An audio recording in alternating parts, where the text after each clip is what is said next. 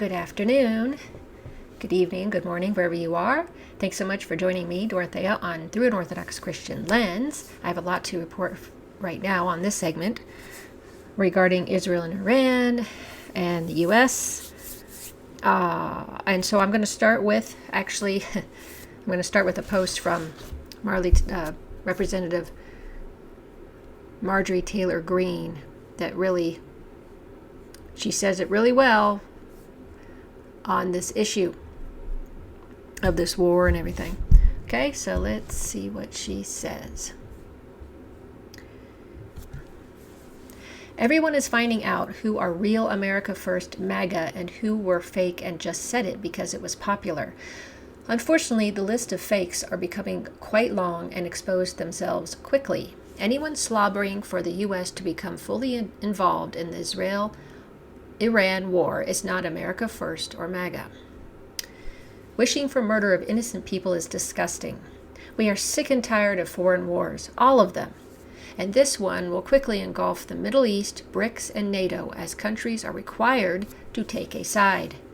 Real America First MAGA wants world peace for all people and doesn't want our military killed and forever injured physically and mentally. We love our U.S. military and love them helping to secure our borders and our cities for the defense of our people and our country. They are, after all, that's what we're supposed to be having, a Department of Defense, not Department of War. They are our friends, spouses, cousins, nieces, nephews, sisters, brothers, sons, and daughters. We have spent trillions in the Middle East, and we have dealt with the aftermath of death, blown apart bodies, never-ending suicides, and disabling PTSD. All because they told us propaganda as to why we must sacrifice our own to defend some other country's borders. I don't want to see Israel bombed, or Iran bombed, or Gaza bombed. I don't want to see Ukraine bombed, or Russia bombed. And we do not want to be involved or required to pay for any of it. We are $36 trillion in debt and have mountains of our own problems. We have giant planks sticking out of our eyes while we complain about splinters in others' eyes. Every country involved and all over the world can be happy, successful, and rich if we all work together and seek peace and prosperity. Taking this position is not anti-Semitic. It's rather sane and loving toward all people. Taking this position of peace and prosperity for all is not isolationism. It leads to great trade deals and great economies that help all people. It's what many Americans voted for in 2024. Well said, Congresswoman. Well said. She's exactly right. We voted for peace. We voted to stop the hegemony. We voted so that America will become a great nation, but along with many other great nations. Not trying to police the world, not trying to bully the world, or take over the world. So, that's the first thing I wanted to show you. Now I'm going to show you President Trump's Truth Social post from a few days ago. Actually, yesterday. The way he speaks is very ignorant. Iran and Israel should make a deal, and will make a deal, just like I got India and Pakistan to make. Let me just say that he wasn't the one that was the integral part of that negotiation between Pakistan and India. He's taking credit for something he barely was involved in. In that case, and I understand it was Lavrov from Russia and I don't know who else. In that case, by using trade with the United States to bring reason, cohesion, and sanity into the talks with two excellent leaders who were able to quickly make a decision and stop. Also, during my first term, Serbia and Kosovo were going at it hot and heavy, as they have for many decades, and this long-time conflict was ready to break out into war. I stopped it. How did he stop it? I don't recall that at all. Biden has hurt the long-term prospects with some very stupid decisions, but I will find it again. I will fix it again. Another case is Egypt and Ethiopia and their fight over a massive dam that is having an effect on the magnificent Nile River. There is peace, at least for now, because of my intervention. He's giving himself way too much credit, and it will stay that way. Likewise, we will have peace soon between Israel and Iran. Many calls and meetings now taking place. I do a lot and never get credit for anything, but that's okay. The people understand. Make the Middle East great again. You're not doing anything right. You've okayed Israel to bomb Iran, and we see how that's going. And to sit there and say we're not involved when, as I said, you hand over all the weapons to do that, that's like a bank robber, a person who drives the getaway car and isn't, oh, I didn't do anything. I didn't rob the bank, so, it doesn't count. Excuse me, you're aiding and abetting. He's doing the same thing. And if he thinks that the U.S. was never going to get involved, or let me just say this. If he thinks that we're just handing over some weapons, if he thinks that nothing's going to happen, that he thinks that Israel went in this solo, they had no plan to ask for help from the U.S. or that they were going to handle the whole situation, and even though they get the weapons from us, well, then he's really ignorant. But in some cases, Netanyahu has already asked Trump to join the Israelis in this war against Iran, and he rejected that or vetoed it, whatever you want to call it, right now. But I don't think that's going to last. Don't think so at all. So this article I'm going to share with you over that. Let me see.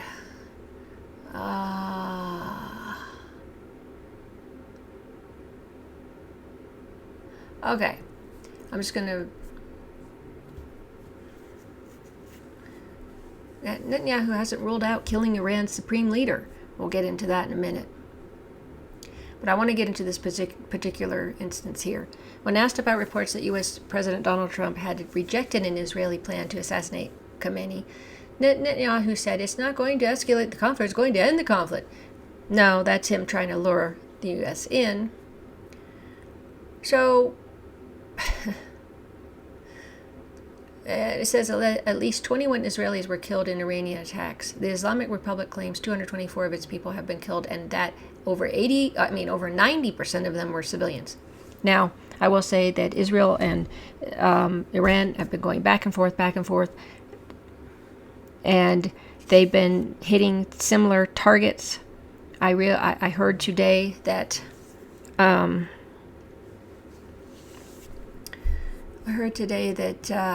the oil facility at Haifa, that port city in Israel, they had to shut the oil facility down.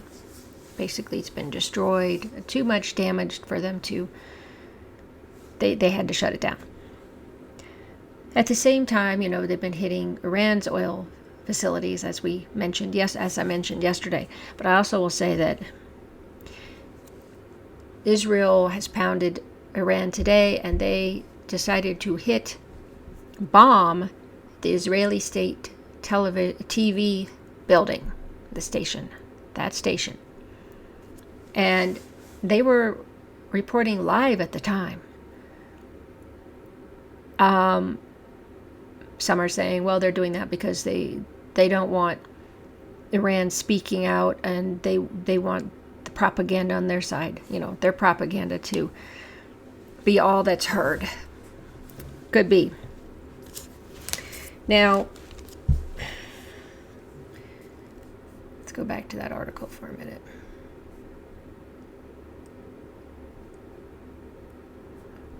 there was a thing that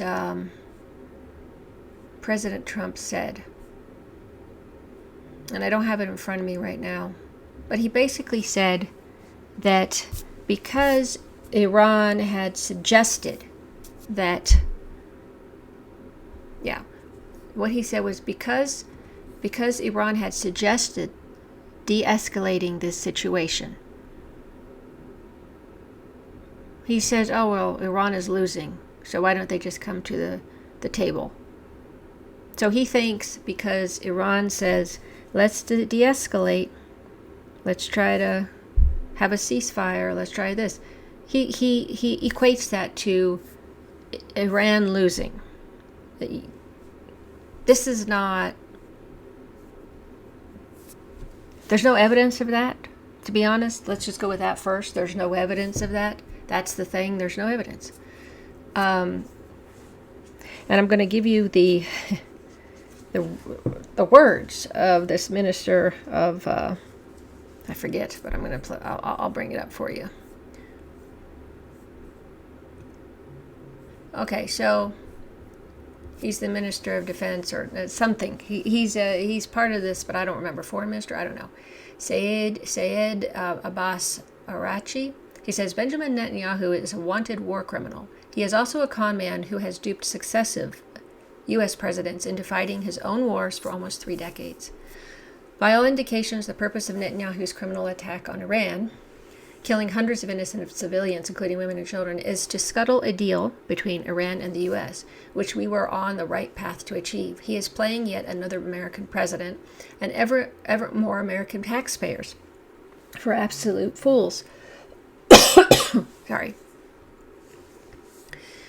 Our powerful armed forces are making clear to the world that the war criminals hiding in shelters in Tel Aviv will not go unpunished for their crimes. We will continue to pummel the cowards for as long as needed to make sure that they are no longer firing at our people. If President Trump is genuine about diplomacy and interested in stopping this war, next steps are consequential. Israel must halt its aggression, and absent a total cessation of military aggression against us, our responses will continue. It takes one phone call from Washington to muzzle someone like Netanyahu. That may pave the way for a return to diplomacy. Conversely, getting the U.S. mired in the mother of forever wars will destroy any prospect for a negotiated solution with dangerous, unpredictable, and likely unfathomable consequences for regional security and the global economy. Let us not forget, Iran did not begin this war and has no interest in perpetrating bloodshed. But we will proudly fight to the last drop of blood to protect our land, our people, our dignity, and our achievements. So, this is just, common sense. Makes sense. It's not belligerent. It's true. What's been going on, that we've been fighting Israel's wars. But at the same time, we have our own interests in the Middle East. And I want to make a comment right here before we go on. I have had a friend say, "Oh, you seem to always have a defense of the Muslims and all this." And there's 2 things on this. I go by the history of... I go with the history of what's been going on with us in Iran.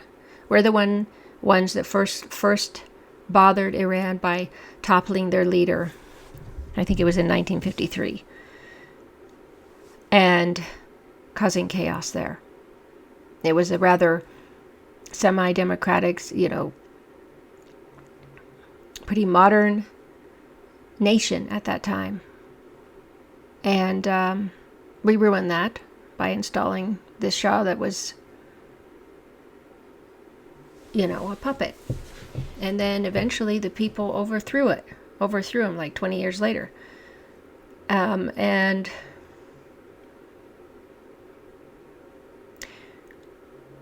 then, the hostages were taken at the embassy. This was a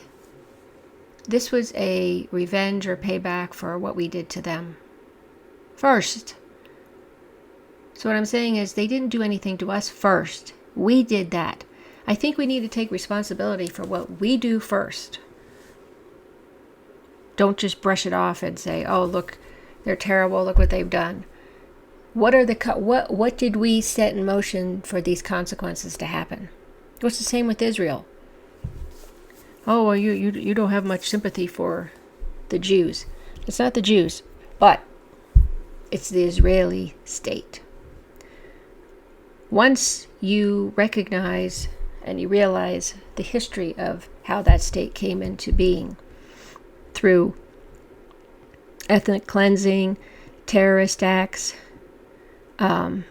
brute force, occupation, elbowing their way in, stomping over people's lands, taking the lands away, they're in much sympathy for that.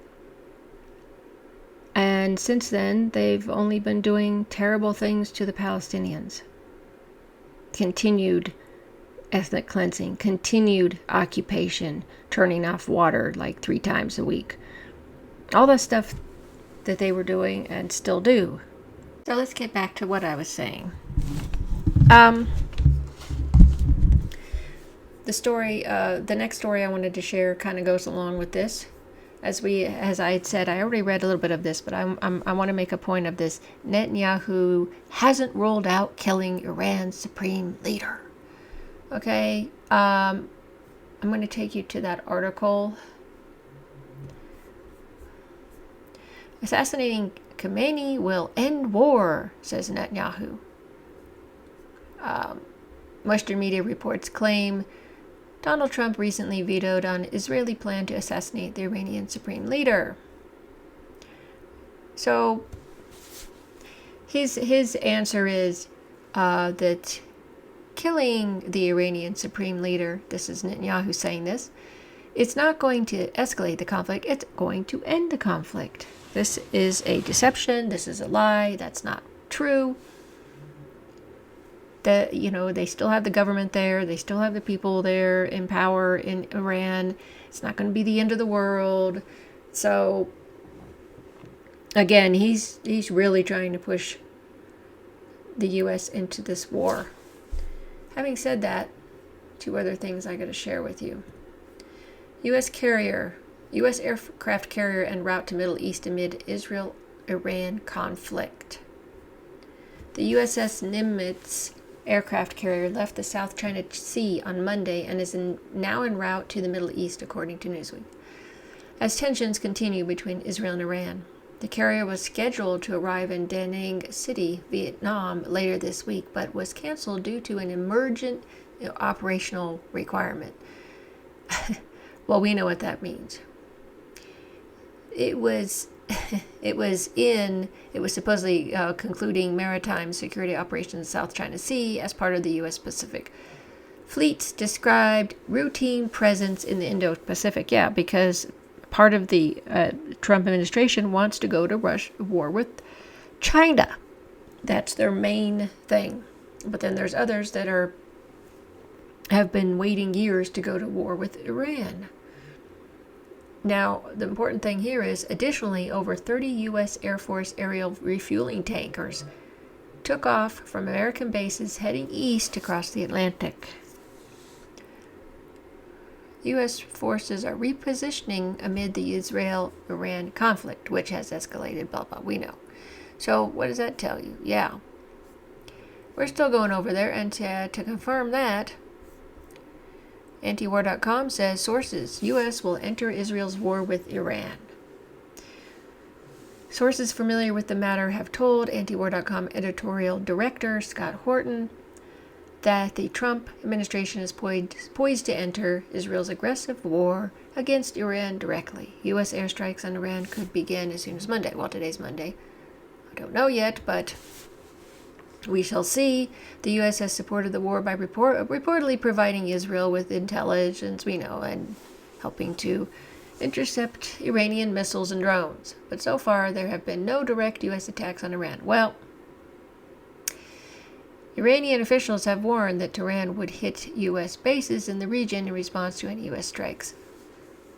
Now, Axios had said, as we had said, Netanyahu has been pleading for Trump to do this. We all know eventually, though, that America's going to be sucked in. Or maybe walks in on their own accord. In any case, that's what I needed to share with you today on this particular subject. And I thanks so much for watching. Please follow my channel on Rumble, subscribe to my channel on YouTube, like my videos if you like them, share your comments. Thanks so much for your support. And